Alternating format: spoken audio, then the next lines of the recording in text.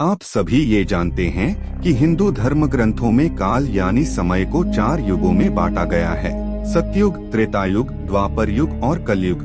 अभी हम लोग कलयुग में जी रहे हैं। कलयुग यानी एक ऐसा युग जिसमें मनुष्य जाति का मन असंतोष से भरा हो, सभी मानसिक रूप से दुखी हों, धर्म का सिर्फ 1/4 अंश रह गया हो। वर्तमान परिस्थिति में यह चरितार्थ होता हुआ भी दिख रहा है।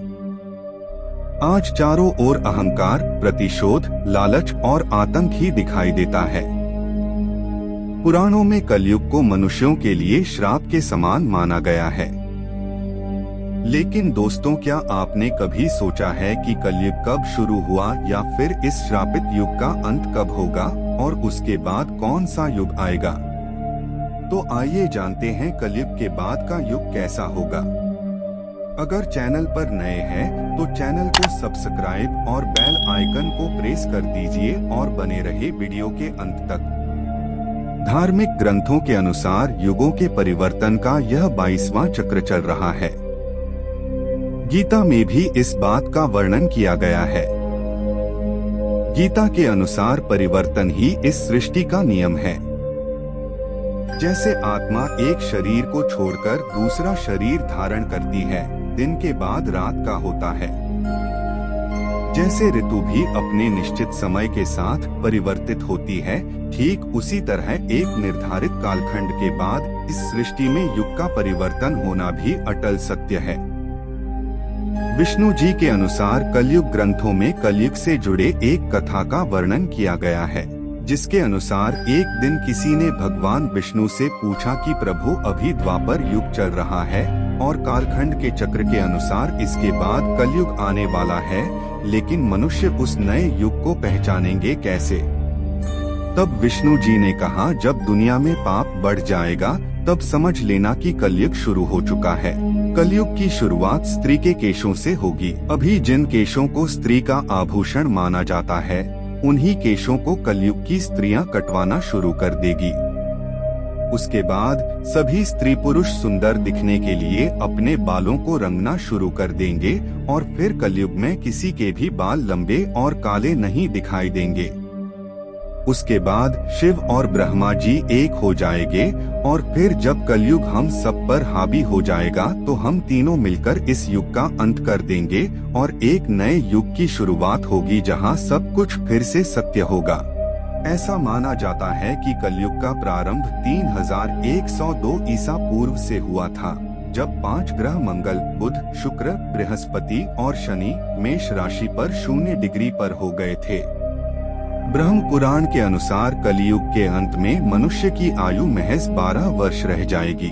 कलयुग की उम्र जैसे जैसे बढ़ती जाएगी वैसे वैसे नदियां सूखती जाएगी। बेईमानी और अन्याय से धन कमाने वाले लोगों में बढ़ोतरी होगी। धन के लोभ में मनुष्य किसी की हत्या करने में भी संकोच नहीं करेगा। मनुष्य पूजा पाठ, व्रत, उपवास और सभी धार्मिक काम करना बंद कर देंगे। गाय दूध देना बंद कर देगी।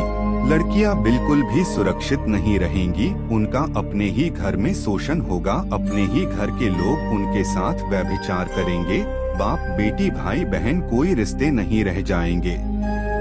एक भाई दूसरे भाई का ही शत्रु हो जाएगा। शादी जैसा पवित्र रिश्ता अपवित्र हो जाएगा। किसी की भी शादीशुदा जिंदगी ठीक से नहीं चलेगी। पति पत्नी एक दूसरे से बेवफाई करेंगे। कलयुग में समाज हिंसक हो जाएगा। जो लोग बलवान होंगे उनका ही राज चलेगा। और जब आतंक अपनी चरम सीमा में होगा तो भगवान विष्णु का कल्कि अवतार लेंगे और पृथ्वी से समस्त अधर्मियों का नाश कर देंगे।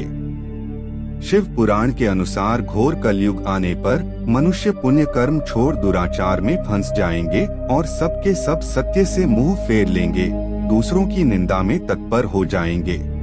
पराई स्त्रियों पर मनुष्यों का मन आसक्त होने लगेगा तथा वो दूसरे प्राणियों की हिंसा करने लगेंगे। सभी अपने शरीर को ही आत्मा समझेंगे। ब्राह्मण वेद बेचकर जीविका चलाएंगे। धन का उपार्जन करने के लिए ही विद्या का अभ्यास करेंगे और मद में मोहित रहेंगे। कलयुग की स्त्रियां प्रायः सदाचार से भ्रष्ट और पति का अपमान करने वाली होगी। इसके अलावा भगवान श्री कृष्ण ने बताया है कि कलयुग का अंत कैसे होगा, जिसका वर्णन महाभारत में किया गया है। श्री कृष्ण के अनुसार कलयुग के अंत के समय बड़े बड़े भयंकर युद्ध होंगे, भारी वर्षा, प्रचंड आंधी और जोरों की गर्मी पड़ेगी।